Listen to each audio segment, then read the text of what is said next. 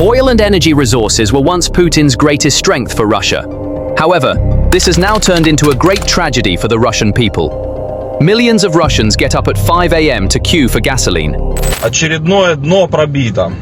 The people are angry because those who can get 10 liters of gasoline from morning to night are the lucky ones. Agricultural activities are being restricted. Daily life is paralyzed by gas lines. People are venting their anger in Primoria, Crimea, Nizhny Novgorod, Rostov, Ryazan, Saratov, the Kuril region of Sakhalin, and many other areas. Because winter is coming, people need fuel and gas both to heat their homes and to produce. Now, from the Russian Far East to Crimea, from northern Russia to the far south, every region is in the midst of a catastrophic crisis. The lines of cars gathering in front of gas stations across the country, including Moscow, are no longer a common sight. The wait that begins at dawn on the outskirts of the city turns into a line of frustration that spreads to the central districts by noon. There are no sirens, but engines are not running. In Primoria, gas station forecourts fill up before dawn. 10-liter limits are written on paper, and drivers wait in line. In Crimea, coupon sales have returned, and some pumps are linked to time slots. On the Kuril line, a 92 has been temporarily removed from the list. Social media shows miles-long queues, vehicles waiting overnight, hoods opened in anger. The question, even Moscow, is quickly circulating. The capital seems somewhat isolated for now, but as refinery chimneys fall silent one by one, prices rise and nerves fray. 3 different methods are being applied in 3 different cities on the same day, and none of them are providing any real relief. The beginning of this wave was not a single spark. Attacks that came one after another at the end of the summer, units that were closed for a long time, and fragile distribution plans all came into play at the same time. While one station hangs a "fuel out" sign, another announces "low octane only." The only thing that makes the difference between cities is how lucky the pipeline feeding the depot is that day. Looking at who was affected nationwide, the picture is even starker. The total population of regions where shortages or long lines were publicly confirmed has long surpassed tens of millions. When vehicle ownership rates are factored in, the number of drivers directly experiencing disruption is in the millions. This includes commuters, small business owners, delivery drivers, rural transport operators, and taxi drivers. The indirect impact is even broader. 2 hours lost in one place due to factors such as delays in urban deliveries, couriers being able to make fewer rounds, disruptions in getting goods to supermarket shelves, delays in concrete pouring times at construction sites, and the end-of-day meter running out in the port warehouse store triangle is reflected in price tags in another place and in shift schedules in yet another. On the other hand, the crisis is not just an economic issue, but also a social and psychological test.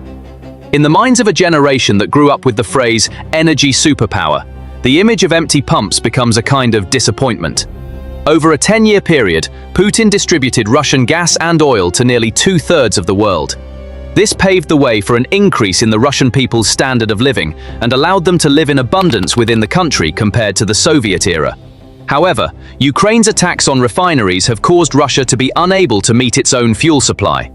Emergency meetings were held at the Kremlin, but the fuel crisis could not be resolved. On the morning of July 28, 2025, Russia banned fuel producers from exporting gasoline. The Russian government announced Wednesday that the temporary ban on gasoline exports, first imposed in late July, will now run until October 31. It wanted to bring peace to the domestic market. However, the expected did not happen. State intervention followed the supply shock one after another. The government reimposed a ban on gasoline exports. The total ban was extended until September 30th, while derivative and spot restrictions were extended until October 31st. The rationale was to redirect domestic supply to areas experiencing regional shortages and to curb the surge in wholesale prices.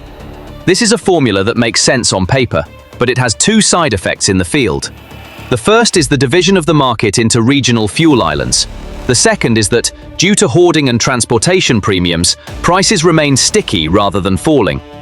The lengthening of queues in the Far East and Crimea, and some stations switching to quotas or time limits, are precisely the result of this stickiness. And now we have reached the point where Russia, one of the world's richest countries in terms of oil, has begun to experience a colossal oil crisis within its own borders. It is reported that in the first 19 days of August, gasoline production fell by 8.6% and diesel production by 10.3% across the country. As the production graph declines, it is unreasonable to expect the capital's price graph to remain flat on its own. Today, the queues are around the periphery, and the pressure is seeping into the capital via price tags. The next question is, if the decline in production continues, will the queues come to Moscow, or will Moscow be punished with prices instead of queues? The first option produces political noise. The second option produces social grumbling. Both are costly. We must quantify this crisis. The total population of regions experiencing shortages, rationing, or long queues is conservatively estimated at tens of millions. When you consider Primorye in the Far East, occupied Crimea, the Kuril line, and the Rostov-Nizhny Novgorod-Ryazan-Saratov axis, where shortages are reported intermittently, it is no exaggeration to say that the directly affected population exceeds at least 15 million people. Car ownership in Russia stands at 331 per thousand people as of early 2025. Applying this ratio to the aforementioned population, the number of directly affected drivers behind the wheel would be roughly 5 to 6 million. So the issue is not just the 3 to 5 kilometer line in front of the station, but the nervous system of domestic mobility. We emphasize that this estimate is based on a conservative methodology. Total population plus list of confirmed major regions plus official motor vehicle ownership rate. Conservative in forecast, striking in meaning. So how did this crisis grow so quickly? The answer lies in the dynamic interplay between the front lines and the home front. Since late 2024, Ukraine's deep strike capabilities have improved. In 2025, Russia's refinery and terminal network became more frequent targets. The latest wave hit the Primorsk terminal at the Baltic exit and the Kirishi refinery. Primorsk alone is key to Russian crude and product exports. When hit, the shipping window narrows and tanker schedules are disrupted. And Ukraine's attacks on more than 50 Russian refineries since early July have had a cumulative effect. The fire on the ground was enough to explain the volatility on the stock market. In Russia, the phrase "no fuel" may sound like a technical warning, but it directly causes concern in city life. This concern triggers early refueling behavior, creating unnecessary congestion in front of stations, thus inflating hourly consumption and resulting in even longer queues. The administration is resorting to tools such as stopping exports and redirecting to the domestic market to break this cycle. However, as long as there is no permanent recovery on the production side, these tools only buy time. Meanwhile, there is a donation campaign for Ukraine by United24 in the video description. If you want to take part in the fight for freedom, we are waiting for your support.